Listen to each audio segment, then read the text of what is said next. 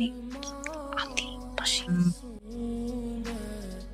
শেষের দিকে কি বললো কিছু তো বুঝতে পারলাম না। উনি বলতেছে যে নর্থ সেন্টিনেল, এই নর্থ সেন্টিনেল এই জায়গাটা কোথায়? নর্থ সেন্টিনেল আন্দামানেরই একটা দ্বীপের অংশ। ওখানে মেনলি আদিবাসীরা থাকে, সাধারণ মানুষ যেতে পারে না। ইন্ডিয়ান গভর্নমেন্ট থেকে আইন করে সেখানে যাওয়া নিষেধ করে দিছে।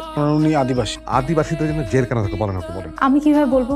উনি বলতেছে যখন দ্বিতীয় বিশ্বযুদ্ধ হয় জাপানিজরা ওই সেলুলার জেলটা আক্রমণ করে, তখন কিছু কয়েদিদেরকে ছেড়ে দেয় আর উনি সহ বেশ কিছু মানুষকে নিয়ে যায় ওই নর্থ সেন্টিনেলে। এখানে একটা সিক্রেট প্রিজনে ওনাদেরকে রাখা হয়, যেটা এখনো আছে। ওখানে মানুষ যেতে পারেন? আমিও তো সেটাই জানতাম। উনি বললো এই জন্যই নাকি নিষেধ। পুরো বিষয়টা একটা করাপ্ট স্টোরি। এখান থেকে এখানে কিভাবে? ওনাকে নাকি ওই কারাগারের 145 নাম্বার সেলেই রাখা হয়েছিল, ওখানেই ঘুমাইছিল। আর ঘুম ভেঙে দেখে এই কারাগারের 145 নাম্বার সেল।